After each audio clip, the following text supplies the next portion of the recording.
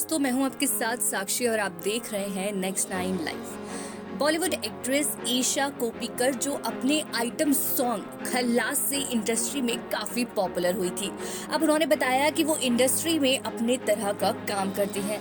ईशा कोप्पिकर ने कहा कि एक बार उनकी जगह पर एक फिल्म में किसी और एक्टर की बेटी को कास्ट कर लिया गया था। इसी के साथ एक्ट्रेस ने दावा भी किया कि बेटी के जन्म के बाद से ही वह छुट्टी पर नहीं है। इसके बजाय वे इंडस्ट्री में अपनी तरह का काम करती रहती हैं। 45 साल की हो चुकी एक्ट्रेस ईशा कोप्पिकर ने कई बड़ी फिल्मों में काम किया हुआ है।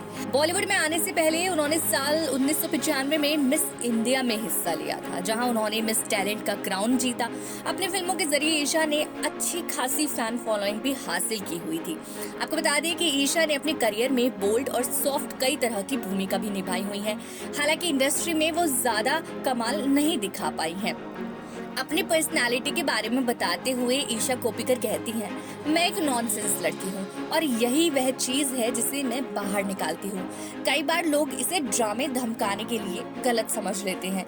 मैं यहाँ अपने काम के लिए हूँ। अगर मैं तुम्हें पसंद करती हूँ, मैं तुमसे बात करूंगी। अगर तुम मेरे साथ खिलवाड़ करते हो तो आप सभी के लिए गुड लक। मेरे इस रवैये के कारण मैंने बहुत सारे प्रोजेक्ट्स भी खो दिए हैं। ईशा ने बॉलीवुड में कैंप, कास्टिंग काउच, नेपोटिज्म के होने और इसके शिकार होने की बात को भी कबूला था। एक घटना के बारे में उन्होंने खुलासा भी किया कि साल 2000 के मिड में मुझे एक नामी प्रोड्यूसर ने फिल्म के लिए कॉल किया और कहा कि एक्टर को कॉल करो, तुम्हें उनकी गुड बुक्स में शामिल होना चाहिए। मुझे नहीं पता था कि उसका मतलब क्या है, इसलिए मैंने एक्टर को कॉल भी कर लिया, जिसने मुझे अकेले में मिलने के लिए कहा। आगे ईशा कोप्पिकर कहती हैं, उस वक्त उन पर चीट करने के कई आरोप भी लगे हुए थे कि उन्होंने लोगों के साथ चीट किया है या और हीरोइंस के साथ भी वो चीट कर चुके हैं। इसलिए उन्होंने मुझसे अपने स्टाफ को छोड़कर मिलने के लिए कहा। उन्होंने मुझसे पूछा कि मैं किसके साथ आ रही हूँ। मैंने कहा मैं अपने ड्राइवर के साथ आऊंगी।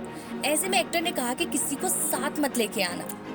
इसके बाद ईशा कोप्पिकर ने प्रोड्यूसर को फोन किया और कहा कि मैं यहाँ अपनी टैलेंट और लुक्स की वजह से हूँ और अगर इससे मुझे अच्छा काम मिल सकता है तो यह काफी अच्छा होगा।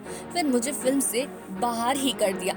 आपको बता दें कि ईशा ने पिछले कुछ सालों में मराठी, कन्नड़ और तेलुगु फिल्मों में भी काम किया हुआ है।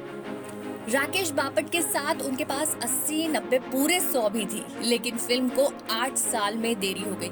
बता दें कि ईशा कोप्पिकर ने 1998 की फिल्म एक था दिल एक थी धड़कन के साथ बॉलीवुड में अपना डेब्यू किया था, जिसके बाद डॉन, एक विवाह ऐसा भी, 36 चाइना टाउन, क्या कूल है हम समेत कई बड़ी फिल्मों में भी वो नजर आई हैं।